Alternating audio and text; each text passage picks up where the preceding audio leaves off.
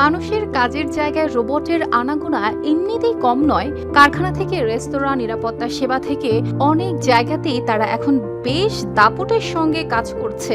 এবার মনে হচ্ছে শুধু কাজ করলেই হবে না, রোবটদেরও হতে হবে শিক্ষিত কর্মী। তাই মানুষের মতোই তাদের জন্য খুলে দেওয়া হয়েছে স্কুল। সেখানে অবশ্য বাংলা, ইংরেজি বা অঙ্কের খাতা নিয়ে বসতে হচ্ছে না, বরং শেখানো হচ্ছে কোন রোবট কোন কাজের জন্য উপযুক্ত, কর্মক্ষেত্রের দায়িত্ব ঠিকভাবে পালন করতে হবে কিভাবে, নির্দেশ বুঝে কাজ শেষ করতে হবে কিভাবে, আর বাস্তব পরিস্থিতিতে নিজের দক্ষতা দেখাতে হবে কিভাবে। আছে শারীরিক সক্ষমতার পরীক্ষাও, আলাদা আলাদা বিষয়ের প্রশিক্ষণ, এমনকি শেষ ধাপে পরীক্ষাও। ভাবটা অনেকটা এমন, আগে স্কুল, তারপর পরীক্ষা, এরপর সার্টিফিকেট, তারপরই কর্মক্ষেত্রে যাওয়ার প্রস্তুতি। পার্থক্য শুধু একটাই, সেখানে ছাত্র মানুষ নয় বরং রোবট।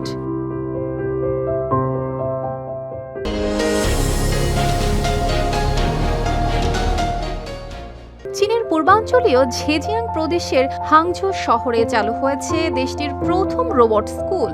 প্রথম ব্যাচে ভর্তি হয়েছে 30টি রোবট। তবে ক্লাসে বসে খাতা কলম নিয়ে নোট নেওয়ার সুযোগ নেই তাদের, কারণ এখানে পড়াশোনা মানেই হাঁটা, কাজ করা, নির্দেশ মানা, ভারসাম্য রাখা ও নির্দিষ্ট কাজ ঠিকভাবে শেষ করা। আর মজার বিষয় হলো, সব রোবটদের সিলেবাসও এক নয়। কেউ তৈরি হচ্ছে শিল্প কারখানার জন্য, কেউ সেবা খাতের জন্য, আবার কোনো রোবটকে প্রশিক্ষণ দেওয়া হচ্ছে নিরাপত্তার কাজে, কোনোটি প্রস্তুত হচ্ছে বিনোদন খাতের জন্য। স্কুলে ঢুকেই কিন্তু ক্লাস শুরু নয়, প্রথমে দিতে হচ্ছে একরকম ফিটনেস পরীক্ষা। রোবট ঠিকমতো হাঁটতে পারছে কিনা, নড়াচড়া করতে পারছে কিনা, ভারসাম্য রাখতে পারছে কিনা, সবকিছুই যাচাই করা হচ্ছে। বলা যায় চাকরির আগে রোবটদেরও যেন মেডিকেল চেক আপ। তবে শুধু হাত পা ঠিকমতো নাড়াতে পারলেই পাস নয়, স্কুলটির অন্যতম লক্ষ্য রোবটের মস্তিষ্ক আরও শক্তিশালী করা। প্রতিষ্ঠানটির ঝাওহান জানিয়েছেন, তাদের মূল উদ্দেশ্য হলো রোবটের বুদ্ধিভিত্তিক সক্ষমতা বাড়ানো, যাতে প্রশিক্ষণ শেষে তারা সফলভাবে কর্মক্ষেত্রে ঢুকতে পারে।